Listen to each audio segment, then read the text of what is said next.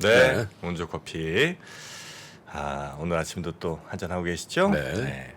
자, 그럼 이제 뉴스1 플러스 시작하겠습니다. 이분이 요즘에 권순우가 아니라 정순으로 성까지 바꾸려고 지금 준비하고 계신다는데 과연 어떤 상황인지 한번 여쭤보도록 하죠. 우리 권순우 취재팀장님 어서 오십시오. 안녕하세요. 선프로TV 권순우 팀장입니다. 네, 반갑습니다. 그건 좀 너무한 것 같다. 애가 둘이야. 왜요? 같이 네? 세명다 같이 장식 일명을 시켜. 이게 점점 이제 시청자분들이 기대를 하시니까 네. 뉴스 준비 한참 하다가 여기 앉으면 맞다 오늘 뭘로 시작하지? 이게 그때 걱정이 중요합니다. 돼가지고 네. 급하게 검색을 해봤습니다. 네. 검색을 해갖고 이제 구글에다가 정영진 이렇게 검색을 해봤더니 음흠. 출연자 시청자 모두 왜 정영진을 좋아할까? 정영진을 더 좋아할까? 이런 키워드가 나오길래 어허. 그 그냥- 최욱보다 정영진을 더 좋아한다는 뜻이지? 그쵸 매블쇼 네. 네. 그렇지. 김프로보다 정영진이 아니라. 그쵸. 여기도 뭐 만만치는 않고요. 그런데 이유는 뭘까요? 말이 필요 없는 것 같습니다. 검색했는데 제일 먼저 이게 나온다는 거는 구글이 알고리즘을 통해서 가장 정확한 정보를 위로 올려주잖아요. 중요한 정보네요, 그거는. 예, 그래서 그 구글만 검색해봐도 안다 네. 정도 말씀을 좀 드리고 싶습니다. 유재석 앞에 어떤 그 수식어가 붙던가요? 그럼 유재석은 유재석이에요. 설명이 필요 없잖아요. 들어가자. 들어갈까요? 들어가요. 네. 뭐 어디부터 들어가야 될지가 헷갈리네요. 자, 구글이 실적이 아주 실망스럽게 나왔다고요? 일단 메타 실적부터 좀 말씀드리면 메타. 이게 그 미국의 빅테크 기업들 실적이 별로 안 좋았어요. 이게 최근에 경제 지표들이 좀 안 좋다 보니까 이제 연준이 좀 이제 정책 전환을 하는 거 아니겠느냐라는 기대감으로 전반적으로 좀 시장이 괜찮았거든요. 그런데 이제 3분기 실적이 발표가 되면서 기업들의 실제 상황을 눈에 보고 나니까 좀 주가가 다시 악세를 보이고 있어요. 이게 빅테크라는 기업하면 좀 어떤 느낌이 드세요? 약간 성장하는 기업들? 빅테크. 예, 그런 느낌들이 좀 많이 있잖아요. 플랫폼 뭐 이런 느낌. 예, 그리고 뭐 테슬라 같은 느낌도 좀 있고. 근데 이게 빅테크 기업들은 대표적인 광고 기업들입니다. 그러니까 미래 산업에 대한 것들에 대한 건 밸류로 가져갈지 모르겠지만 실질적인 수익은 광고 수익을 내고 있어요. 근데 제가 예전에 공급망 취재를 할 때 이 공급망의 제일 뒤에 단까지 가보면 이제 광산이 나오거든요. 광산에서부터 이렇게 창창창창 올라오잖아요. 이렇게 재료가 만들어져서. 그럼 제일 끝에 단에 뭐가 있는지를 생각해 보면 이제 소비자가 있잖아요. 그럼 소비자 바로 앞에 누가 있을까를 생각하면 유통업체가 있을 거라는 생각이 드는데 실질적으로 이 시장을 지배하는 거는 광고 회사들입니다. 왜냐하면은 기업들 입장에서 소비자를 통제할 수는 없잖아요. 그렇죠. 근데 대신 광고를 통해서 소비자들한테 상품을 노출을 시킴으로써 그리고 광고 회사들은 여기서 한 발 더 나가서 소비자들의 니즈를 창출하는 기술들을 연구를 많이 했어요. 뭐 개인 맞춤형 서비스라든지 내가 필요한 게 아니라 광고를 띄워주니까 이거 나한테 필요한 거네? 이른바 개인 맞춤형 서비스들이라는 광고를 하잖아요. 그러다 보니까 광고가 사실 소비 시장에 미치는 영향이 절대적이에요. 그러니까 빅테크 기업들은 소비를 주도하고 있는 기업들입니다. 그래서 광고가 주요 수익이 되는데 일단 최근 나온 거 가장 뭐 따끈따끈한 뭐 몇 시간 전에 나온 걸 보면은 페이스북의 모회사인 메타의 3분기 순이익이 전년 대비 반토막이 났습니다. 반토막? 예. 그러니까 메타의 지난 분기 매출이 277억 원, 순이익이 44억 원이 났는데 네. 44억 달러입니다. 네. 근데 작년 순이익이 92억 달러였어요. 근데 이번에 44억 달러. 반토막 더 났네. 네, 반토막 아래로 저런 걸 떨어졌어요. 어닝 쇼크라 그러지.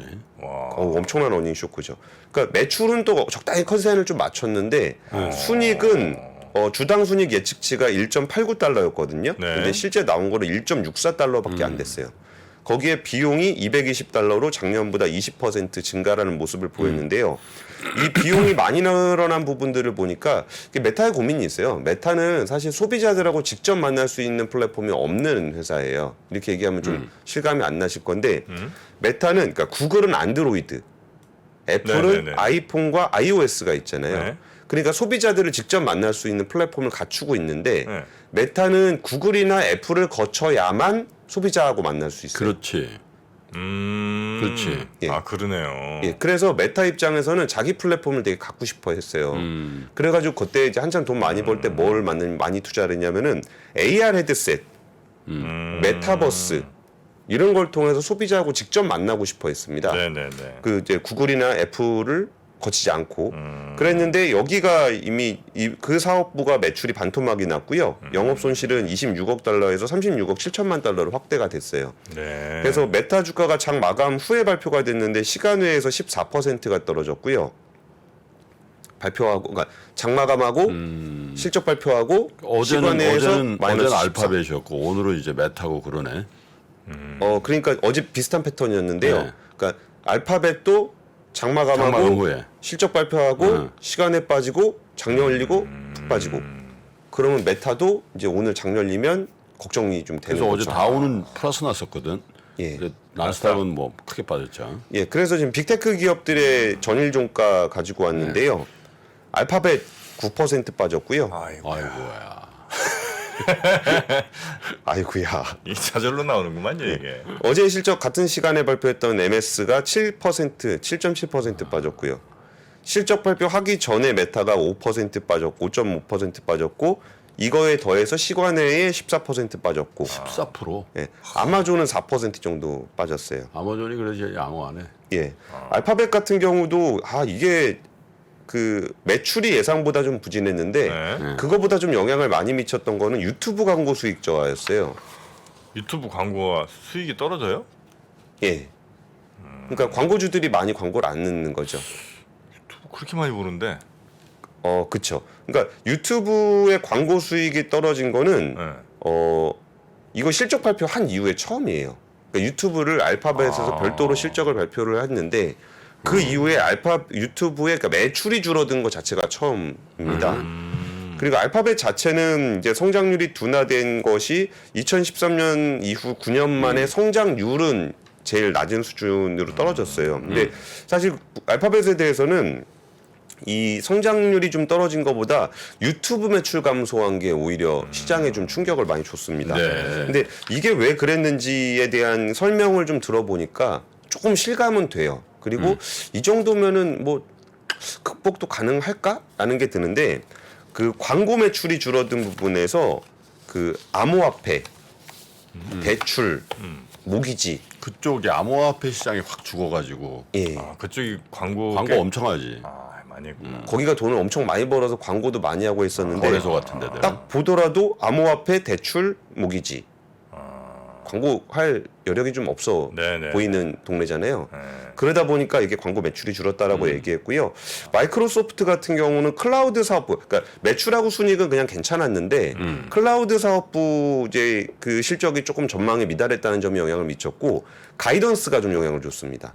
그러니까 이번 분기 매출액 가이던스가 애널리스트가 한 560억 달러 정도의 가이던스를 다음 분기를 예상을 했는데 네. 그 MS는 528억 달러, 그러니까 560억 달러, 528억 달러.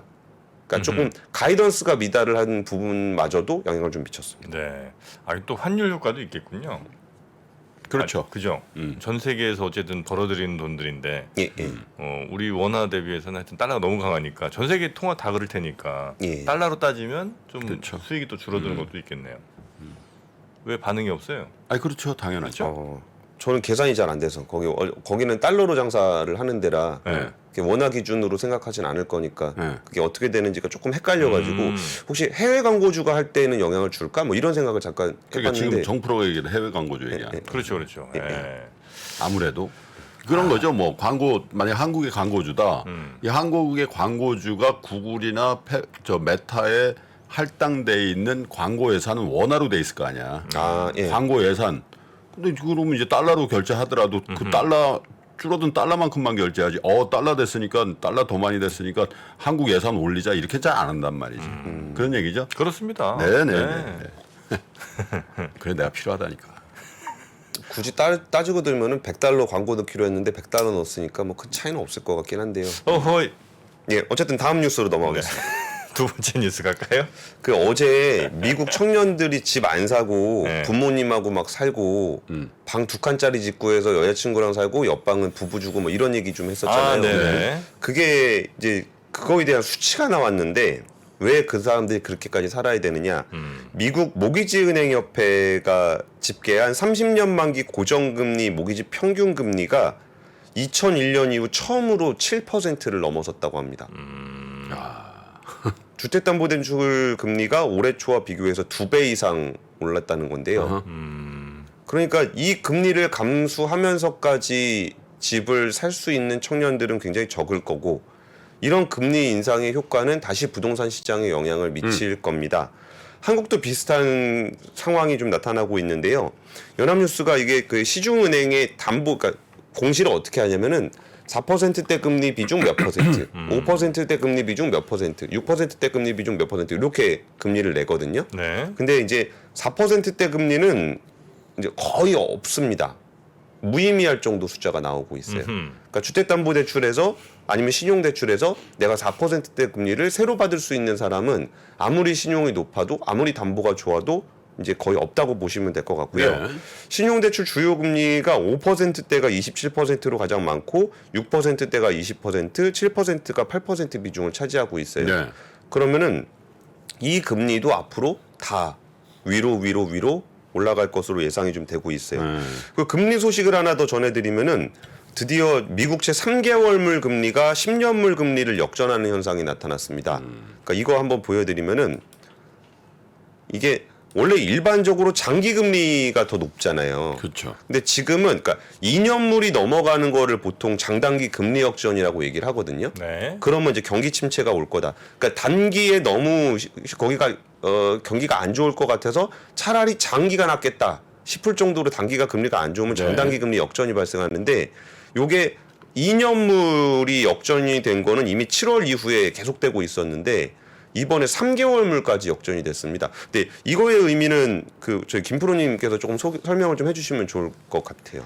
뭐 어차피 이제 그 10년짜리가 이제 지표 채권이라고 그러거든요. 근데 10년짜리는 이제 장기 채권의 지표 채권인데 10년 장기 채권의 금리가 상징하는 거는 그 나라 경제의 성장을 반영하는 거예요. 아, 얘 성장률이 좋을 것 같아. 그러면 10년짜리 땡겨가지고 뭐 투자하고 그러는 게 10년 금리 올라가지. 네. 성장률이 낮을 것 같은데, 그러면 채권 사야 되겠네. 오히려. 다른 데 하지 말고 채권 사자 그러면 채권 금리 낮아지잖아요. 예. 그래서 이제 10년짜리는 성장을 반영하고 단기물의 대표가 2년짜리고 아까 얘기한 3개월짜리는 이건 뭐 트레저리 빌, 트레저리 본드 빌 할 때 그 빌이거든. 그러니까 이거는 진짜 연준의 금리하고 거의 붙어 있는 거잖아요. 그러니까 연준이 어떻게 할지에 따라서 그래서 이거는 비용을 얘기하는 거예요. 시장에서 그러니까 단기물은 비용을 얘기하고 장기물은 성장을 이제 대변하는 거니까. 네. 당연히 이제 비용 구조가 올라가고 단기물이 올라간다는 거 그죠? 근데 이제 이 장기물이 빠진다라는 거는 성장에 대해서 굉장히 회의적인 시각을 갖고 있다. 비용은 높아지고 성장은 그러면 이제 회의적이다. 보세요. 비용은 올라가고 성장은 떨어진다는 관이 딱 있으면 네. 그걸 다른 얘기를 하면 경기 침체잖아요. 그렇죠. 불황이 온다 이런 얘기죠. 그런 의미로 이제 장단기 금리차 그렇죠. 역전이 역전을 되면 그렇게 해석한다는 거죠. 네. 그리고 사실 3개월물 같은 경우는 이게 뭐 전망을 할 그러니까 이거 시장 수익률에 대해서 분석할 필요가 사실 별로 없는 지표긴 하거든요. 이제 금리랑 같이 붙어 다니는 애니까 기준금리랑. 근데 여기까지도 역전이 돼 버리니까 좀 답답한 거죠. 더 위험한 거 아니냐, 뭐 이렇게까지 돼야 되나 싶을 걱정들이 정도로. 있다. 예. 네. 맨날 안 좋은 얘기만 드렸으니까 우리나라 회사 중에 3분기 실적 발표했는데 실적 잘 나온 회사가 좀 있어가지고 어딜 것 같으세요? 우리나라 기업들 가운데 실적 잘 나온 회사 LG 엔솔 이런 데 실적 좋잖아. 정답입니다. LG 에너솔루션, SDI. 예, 엔솔하고 SDI하고 이번에 최대 실적을 기록을 했어요. LG 엔솔 같은 경우는 매출이 7조 6천억 원, 영업이익이 5,200억 원. SDI는 5조 3천억 원 매출에 영업이익 5,600억 원. 이게 표 보시면은 이런 숫자 보기 쉽지 않습니다. 매출액이 전년 대비 56%가 늘었다. 그러니까 하이닉스 같은 경우는 마이너스 60% 줄었다. 영업이익 뭐 그런 얘기였잖아요. 영업이익이 51%가 늘었다. 뭐 이런 숫자 보기 쉽지 않습니다. 뭐 진짜 장사하는 사람이 저런 딱 그 회계 결산을 하면은 뿌듯하지. 내가 매장하고 있는데 매출이 전년 대비해서 56%가 늘고 이익도 50%가 늘었다. 그럼 직원들 보너스 주고 싶지. 뭐 필요한 거 없니? 뭐 이런 얘기하지. 안 하나? 회식 한번 하고 빨리 말씀하시죠. 필요한 거 없니라고 말할. 필요한 게 없어요. 지금 없네요. 알겠습니다. 그리고 LG엔솔 같은 경우도 보면은 지난해 3분기의 매출을 보면 여기 앞에가 4자잖아요. 4자, 46, 네. 40. 그 표 한번 보여주세요. 여기. 여기가 40이잖아요. 네. 근데 올해 실적이 76이에요. 76. 40에서 76으로 변했고 마이너스 3이 플러스 5. 와. 마이너스 3천억짜리가 플러스 5천억이 됐으니까 흑전이라 그러죠. 예, 흑전에 8천억이 올라간 거죠. 물론 전분기에 이제 일회성 비용들이 좀 있긴 있었는데 여기다가 또 뭘까지 했냐면은 LG엔솔이 가이던스를 줬는데 연초에 매출 목표가 19조 2천억이었어요. 연초에 발표할 때 올해 저희 회사가 1년 동안 매출을 19조 2천억 원을 올리겠습니다라고 해서 연초에 발표를 했다가 2분기 실적 발표를 하면서 아이 뭐 투자자 여러분 저희가 생각보다 좀 더 할 것 같아요. 그래서 19조 2천억이 아니라 22조 원이 될 것 같습니다. 네. 라고 발표를 했어요. 그리고 한 분기가 또 지났죠. 네. 그때 3분기 실적 발표하면서 아유 저희가 틀려서 자꾸 틀려서 죄송한데 제가 지난번에 22조 말씀드렸잖아요. 틀려서 죄송합니다. 25조 할 것 같습니다. 그 웃으면서 얘기해도 괜찮아 그런 거는. 그러니까. 그런 틀린 거는 괜찮지. 그렇게 얘기를 하면서 지난달 말 기준 수주 잔고가 작년 말보다 110조 원이 늘어났다. 그리고 하반기 주요 고객사들의 신형 전기차 출시가 계획이 됐고 소비자 대기 수요가 견조하다. 제가 이거 말씀 몇 번 드렸는데 분명히 수요도 나는 많을 것 같은데 네. 자동차 회사가 가지고 있는 백오더가 엄청 많다. 그렇죠. 사전 계약 물량이. 네. 그럼 여기에 들어가는 것들이 배터리잖아요. 그러니까 배터리가 거기 들어간다라는 거는 이미 주문이 돼 있다는 거잖아요. 그러다 보니까 이런 것들을 연계해서 보시면 좋을 것 같고 3분기 삼성 SDI 같은 경우는 3분기 누계 실적이 이미 전년도 실적을 넘어섰습니다. 그러니까 중대형 전지는 성수기 효과가 있고 그리고 ESS나 소형 전지도 종전과 같은 상승세를 유지할 것이다라는 건데 여기서 제가 진짜 표 한번 다시 보여주시면은 이 전자재료 빠지는 것들이 보여요. 전자재료가 빠짐에도 불구하고 매출이나 영업이익이 좋아진다라는 거는 SDI가 보통은 전자재료에서 돈 벌고 이게 에너지 쪽에서는 조금 재미를 못 보는 회사였었거든요. 근데 이 부분에서 전지 부분에 대한 영향이 좀 커졌다는 거고 뭐 자신감 넘치는 얘기들을 많이 하고 있어요. 뭐 준비된 자만이 기회를 잡을 수 있고 승리한다는 진리가 통할 것. 컨퍼런스 콜에서 이런 얘기 잘 안 하거든요. 근데 뭔가 대단한 자신감을 보이고 있고 여기에 더해서 IRA는 우리나라 배터리 회사들한테 굉장히 긍정적인 요인이 될 것 같다. 25년까지 공급망 다 갖출 수 있다라는 것도 이번에 실적 발표를 하면서 같이 발표를 했습니다. 오히려 IRA는 다른 분야는 모르겠는데 배터리만큼은 확실히 플러스가 된다. 그래서 이런 뭐 말씀이구나. 그런 오늘 아침에 운동하면서 뭐 그 다른 경제 방송 보니까 BBB5라고 그러다. BBB5요? BBB5라고. 뭐예요? 시가총액 우선 저 위에 있는 건데 네. 이게 반도체 비겠지? 반도체가 반도체. B예요? 아니 그때 다 붙인 거야. 반. 그다음에 배터리의 비, 바이오. 네. 요 종목들이 잘 간다 이거야. 네. 삼성전자만 해도 거의 10% 올랐거든. 파이브는 최근에 뭐예요, 많이 파이브? 올랐어요. 파이브는 다섯 종목. 다섯 시가총액 종목. 다섯 종목. 삼성 하이닉스, 엔솔. 엔솔, SDI, 삼성바이오로직스, 삼바. 그래서 BBB5래. 그래요. 그래서 나 똑같은 의문을 가졌지. 야, 그럼 SBB로 하지 그거를 세미컨덕터 이렇게 되는데 BBB, B 반도체, B 배터리, B 바이오. 좀 지나치게 좀 억지스러운 면이 없지 않아 있네요. 네. 자, 그렇게 실적 역대급 실적을 기록한 그리고 앞으로도 아마 꽤 늘어날 것 같은 LG엔솔 그리고 배터리 업계. 사실 뭐 이게 정해진 미래다는 얘기를 저희가 많이 했습니다만. 그건 뭐 완전 정해진 미래였지. 네. 진입장벽도 있는데다가 뭐 네. 전기차 늘어나는 거야 뭐. 알겠습니다. 자, 그럼 이렇게 뉴스 3 플러스는 이 정도로 마무리하고요. 저희 3프로TV가 우리나라에서 가장 많은 데이터를 분석하는 송기령 부사장과 함께 미래대학 강의를 선보인 지가 벌써 1년이 지났습니다. 대기업의 임원진들과 기관의 큰 프로젝트로만 제공되던 깊이 있는 통찰을 최초로 온라인을 통해서 공개했었는데요. 여러분들이 보내주신 다양한 피드백을 바탕으로 한층 더 업그레이드해서 다시 돌아왔습니다. 3프로TV 미래대학 확장판. 현상은 벌어진 거고 함의는 그 안에 들어있는 이유란 말이죠. 예측 그러셨는데요. 예측이 아니라 이해입니다. 그렇게 가게 돼 있어요. 누구보다 먼저 사회 변화를 포착하고 자신만의 전략을 수립하시는 귀한 시간이 되실 겁니다. 11월 7일까지 구매하시는 모든 분들께는 송기령 부사장과 함께하는 토크 콘서트 참석의 기회를 드리겠습니다.